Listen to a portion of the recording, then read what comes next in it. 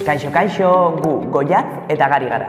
Eta gaurko hamaika gomendio saioan, euskal musikako artista bat aurkeztuko dizuegu.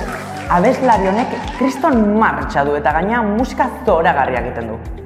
Gaurko honetan, 5 aztena emango dizkizuegu artista nor den asmatzeko. Hau esan da, hasteko prest? Orduan lehenengo aztarna, hasieran talde bateko kidea zen, baina orain bakarlaria da. Bigarrena, Lasturren jaio zen 1986ko apirilaren 30-ean. Gari, hori oso pistatzaia da. Bueno, bale, hurrengoa errazagoa da. Normalean trikitisarekin ikusten dugu. Bale, hori bai errazagoa dela. Laugarren pista, Ricky bezalako artistekin ikusi dugu elkarlanean. Eta azkena, aurten Durangon pila batetan ikusi dugu. Durangon artista pila bat egon dira, Gari. Bai, baina nire ustez jada asmatu dute, ezta? Bai, nire ustez ere, asmatu duzue?